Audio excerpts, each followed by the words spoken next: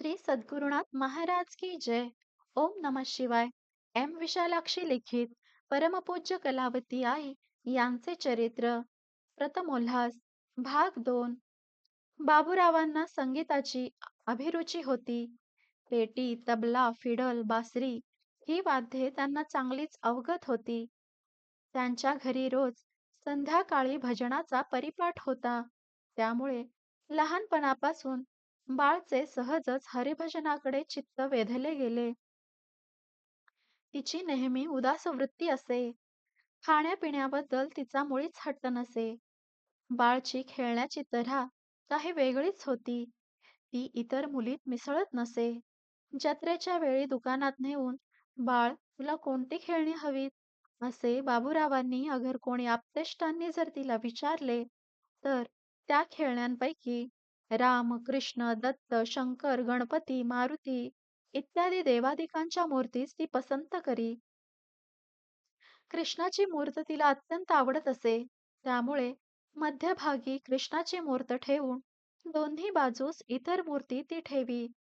एकट्यानेच खेळणे तिला कधी कंटाळवाणे वाटत नसे.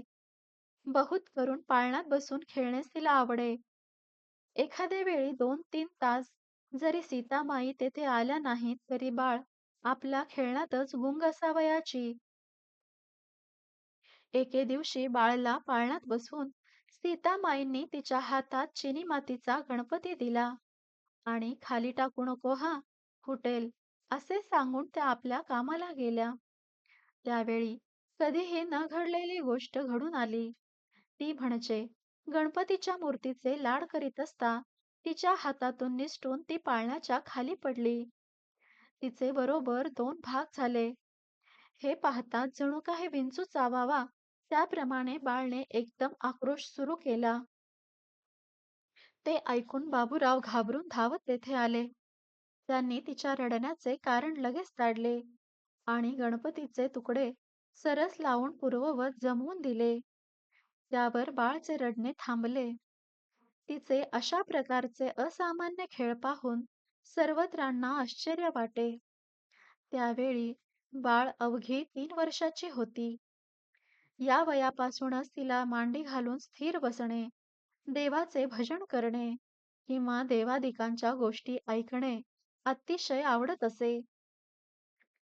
एके दिवशी बाबूराव पावा वाजवू लागले असता बाळ कमरेवर हात ठेवून हळूहळू पावले वाजवीत वाजवीत आतून एकाएकी बाहेर आली व त्यांच्या समोर उभी राहून दोन्ही हात जोडून अनेक प्रकारे डोलू लागली. डोलता डोलता ती इतकी गुंग झाली की तिचे देहभानच हरपले. ते पाहून बाबूरावांनी पावा वाजविणे बंद ठेवले. तरी ती काही वेळ गुंगच होती. जेव्हा ती भानावर आली, तेव्हा "बाळ, इतका वेळ तू कसला नाच केलास?" असे बाबूरावांनी तिला विचारले. तेव्हा ती म्हणाली, "नागिनीचा नाच म्हणजे कृष्ण कालियावर नाचत असता त्याची बायको त्याला मारू नको म्हणून विनंती करते, असा त्याचा अर्थ आहे."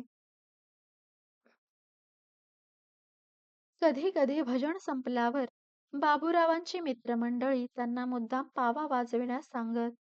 त्यावेळी बाळ चटकन उठून नागिनीचा नाच करू लागे.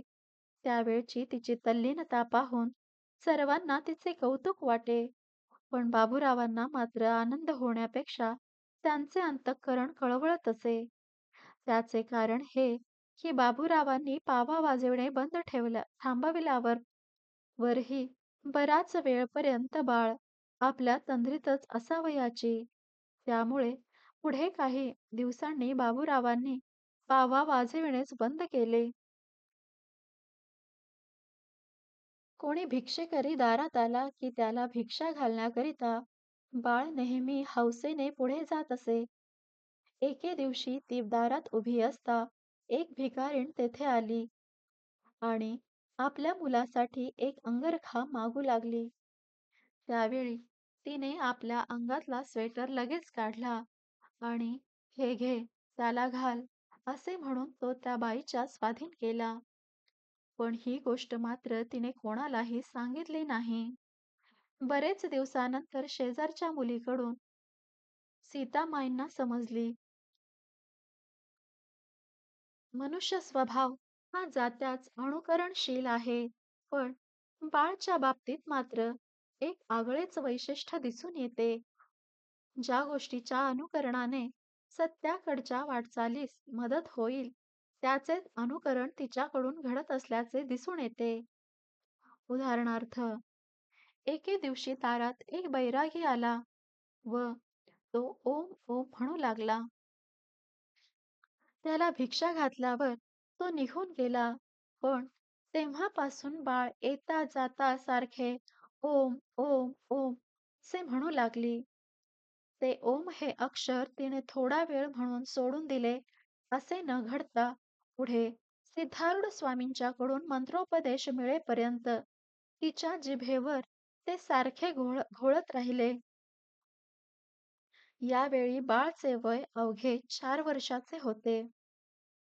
वयाच्या 5व्या वर्षापासून बाळ मराठी, कानडी, हिंदी, गुजराती भाषेतील भजने म्हणू लागली. तेथील मंडळी मोठमोठ्या समारंभात तिच्याकडून कौतुकाने भजन म्हणून घेत असत.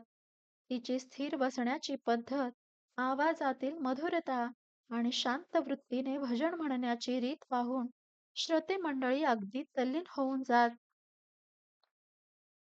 बाळला जरी पुष्कळशी भजने पाठ येत होती, तरी त्याचा तिला तिळमात्रही गर्व नव्हता.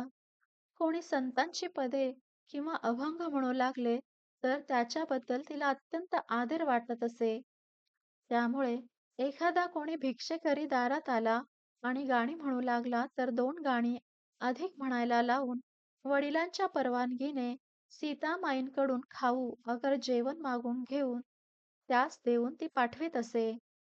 बाळच्या स्वभावाचे एक वैशिष्ट्य म्हणजे अमुक एका गोष्टीत तथ्यांश नाही हे एकदा तिला समजले की पुन्हा त्या गोष्टीकडे तिचे लक्ष कधीच जात नसे.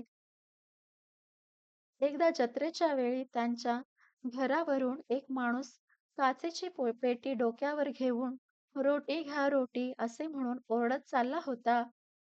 त्याला पाहून बाळने आपल्या वडिलांना, "अण्णा, हे काय हो?" असे विचारले. तेव्हा, "ही खाण्याची वस्तू आहे बाळ. याला इंग्रजीमध्ये ब्रेड असे म्हणतात. विकतचे पदार्थ खाल्ले तर कधी-कधी आपले आरोग्य बिघडण्याचा संभव असतो. म्हणून आपल्याला हवे ते पदार्थ स्वच्छतेने व प्रेमाने घरीच तयार करून आपण खावेत. म्हणजे ते खाण्याने आपले आरोग्य चांगले राहते आणि तेने करून देवाची सेवाही आपल्याकडून उत्साहाने आणि नियमितपणे घडते." असे बाबूरावांनी तिला समजावून सांगितले. तेव्हापासून विकतच्या पदार्थाकडे कधीच तिचे लक्ष गेले नाही. कळू लागल्यापासून विंचरून घेणे, अंघोळ करणे, कपडे धुणे इत्यादी स्वतःची कामे बाळ स्वतःच करीत असे. एके दिवशी बाळ कपडे धुत असता तिच्या एका मैत्रिणीने तिला पाहिले. ती म्हणाली, "बाळ, तुझे कपडे तूच धुतेस की काय?" तेव्हा, "मी स्वयंसेवक आहे ग," असे बाळने हसत हसत तिला उत्तर दिले. अद्यापही आई स्वतःचे काम स्वतःच करून घेत असल्याचे बाळपणातील स्वयंसेवक या शब्दाची सत्यता पटते. बाळचे आणखी एक वैशिष्ट्य म्हणजे ती कपड्याला साबण लावीत असताना तिच्या हातातील वडी पूर्ण झिजेपर्यंत ती चौकोनीच राही. हे ज्यांच्या लक्षात जाई ते बाळच्या व्यवस्थितपणाचे कौतुक करीत असत. बाबूराव रोज घरी बाळाला पाढे शिकवीत असत आणि बाळ ते लगेच त्यांना म्हणून दाखवी व त्याच्या पुढचे सांगा म्हणून त्यांच्या पाठीशी लागे. त्यामुळे वाचणे, बेरीज, वजाबाकी, हिशोब करणे हे सर्व तिला शाळेत जाण्यापूर्वीच येऊ लागले. कळू लागल्यापासून बाळ उत्तम घोटीव अक्षर काढीत असे. या वयापासूनच तिला वडील माणसांना काका, मामा, दादा, काकू, मामी, वहिनी, अक्का अशा प्रकारे नाते जोडल्याशिवाय बोलणे आवडत नसे. श्री सद्गुरुनाथ महाराज की जय. परमपूज्य गुरुदेवता श्री कलावती माता की जय.